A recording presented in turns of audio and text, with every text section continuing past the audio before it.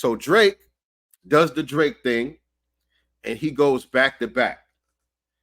He releases the Tailor Made freestyle, where he used the AI cloning technology to clone Tupac's voice and Snoop Dogg's voice, further baiting Kendrick Lamar to come out and play.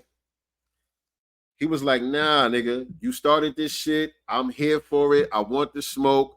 You gonna come outside and play. So now the use of the AI was another thing that split the internet in half. It split everything. It split the hip hop crowd in half, because there was the side of people who felt like it was disrespectful for him to use Tupac's voice. There was people who were saying it was cheating by him using the AI, and that fed into the ghostwriting thing. And now you using AI, so people looked at that as him cheating and pretty much getting help. You know what I'm saying? And so there was a certain part of the internet, part of the hip hop world, who wasn't feeling that, who felt like, nah, that was a bad move. Again, I was not on that side of the crowd. This was the cleverness and the cunning that I was expecting from Drake. When I heard that, I'm like, now we have a battle. I respected the Tailor Made freestyle. It was some nice shots thrown in there. And the use of the AI didn't bother me as a Tupac fan. You know what I'm saying? I love Pac. Pac been in my top 3 forever. You know what I'm saying? I didn't feel like it was disrespectful toward Pac. And I damn sure didn't feel like it was cheating. When I heard people saying that, I felt like people really don't understand how the AI thing works. Because, and I still feel like that. There's a lot of people that really don't understand how the AI thing works, right? That type of AI is the voice cloning AI. So I'm not going to get into the ghostwriting part right now, even though that does play a part in this whole battle thing. But on this part of the conversation, I'm not going to get into the whole ghostwriting thing. We're just going to assume that Drake has been writing his own rhymes in this battle. Okay.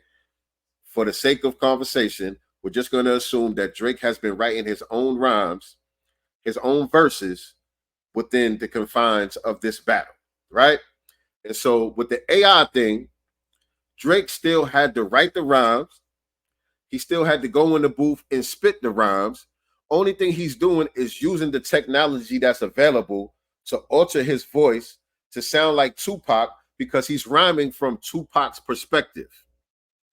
No different than when Kendrick Lamar was rhyming from Nipsey Hussle's perspective, and he used AI technology to alter his appearance in the video to look like Nipsey Hussle, while he was rhyming from the perspective of Nipsey Hussle. No difference. It's technology. Only thing you're doing is using a filter to alter your voice.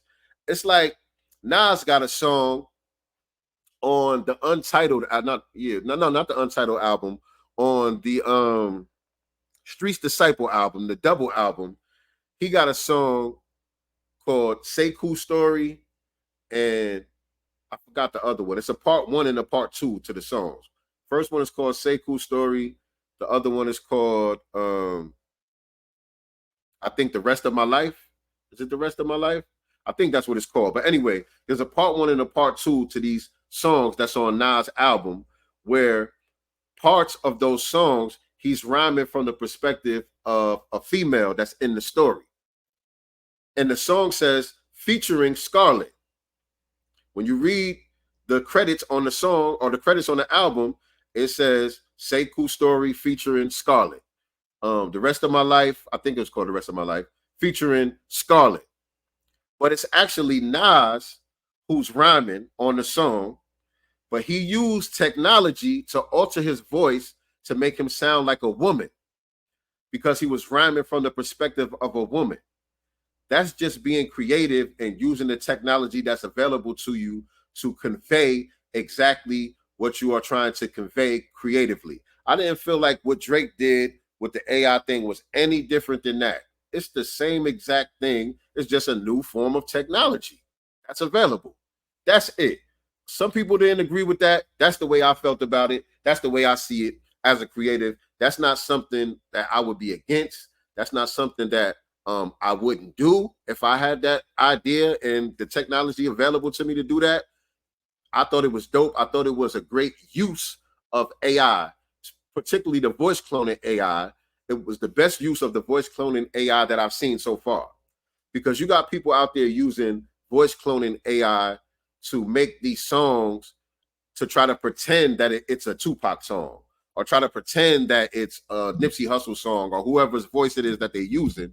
They putting these songs out there as if it's a song, it's a leak or a song that we hadn't heard before, whatever the case may be. That shit is corny to me. Doing that type of shit is corny to me. But what Drake did, I felt like it was creative. I felt like it was clever, and that it was a cunning strategy to use in within the confines of the battle. All is fair in love and war, right? So that's where I was at with that. Let me see what y'all saying in the chat.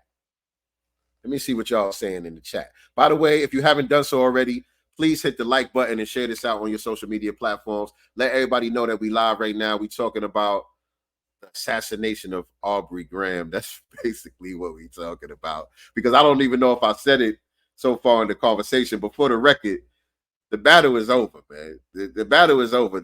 Drake is in the grave right now. There's a lot of dirt on top of the casket right now. So just in case I wasn't clear about where I'm at today with this battle, it's a rap. It's a mummy rap, man. You can stick a fork in Drake. But I'm just going back in time and recapping everything and letting y'all know where I was at as things progressed in the battle. But let me see what y'all talking about. Yup, we taking it on face value. That's what I've been telling folk. Aubrey could have just used picks and Snoop's cadences.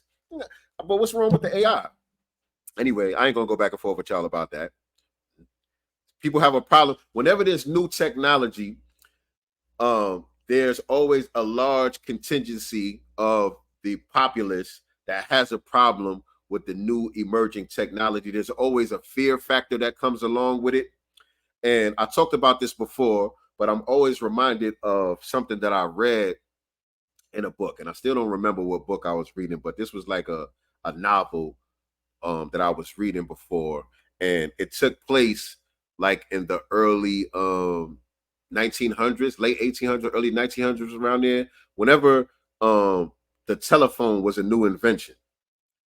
It took place when telephones were new.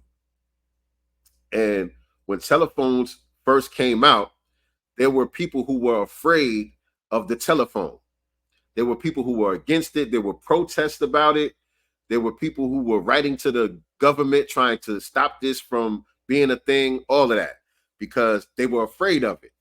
Like dads were on some, I don't want that thing in my house, that talking box. They were calling it the talking box. I don't want that talking box in my house where men have access to my daughter when I'm not home. And people were afraid of the telephone and they didn't want it.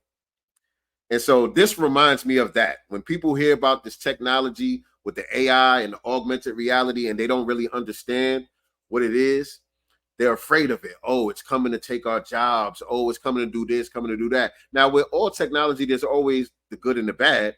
But for the most part, I think people should be more open-minded to understand what this technology is and how it actually works so that it can be a tool for you rather than a weapon against you. And so this AI thing and people's takes on the AI thing, it just reminds me of that. Nah, bro, that's the erasure with the AI. I don't agree. He never rhymed from he was rhyming from Pac's perspective, but he was rhyming in his own cadence. He didn't try to rap like Tupac.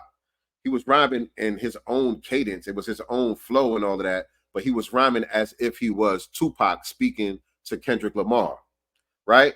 No different than when Kendrick was rhyming from the perspective of Nipsey Hussle. And like I said, he used the AI technology to make himself appear like Nipsey Hussle while he was rhyming from Nipsey's perspective. And another thing that people were saying about that is Pac wouldn't approve, or Pac would have been cool with Kendrick. Pac would have never said this or said that. And the truth of the matter is, we don't know that. That's speculation. The same way on the song that I'm talking about with Kendrick, I think it was The Heart Part 5, when he was rhyming like he was Nipsey Hussle, he forgave Nipsey Hussle's killer on that song. Who's to say Nipsey would have approved of that? How do we know Nipsey wouldn't have had a problem with that? If Nipsey was here, if Nipsey was able to speak for himself, would he say that he forgave Shitty Cuz for gunning him down like that? We can't say that. That can be perceived as disrespectful.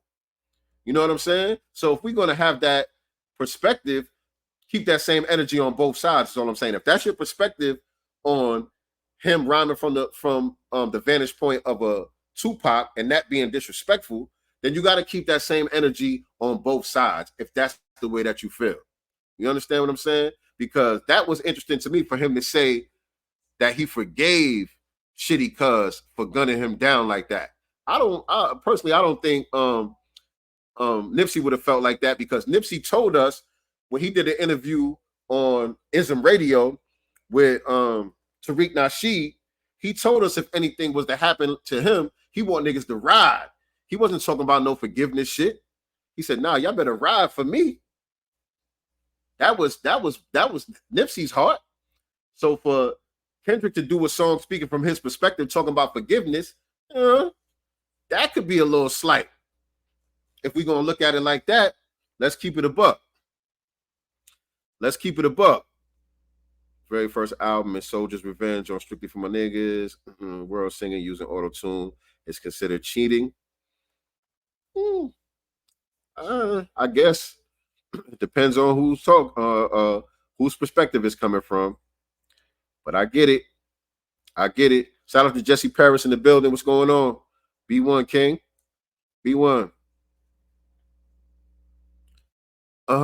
Sincere. They want to make an AI rapper. The labels want to truly own our genre through AI. I understand what's going on with that. Like I said, it could be used as a tool. It could also be used as a weapon. But in order for us to defend against anything to be weaponized against us, we have to have a understanding of it, what it is and how it works. We have to develop an understanding of it, what it is and how it works, in order to be able to defend ourselves, and also for us to be able to utilize it as a tool as well.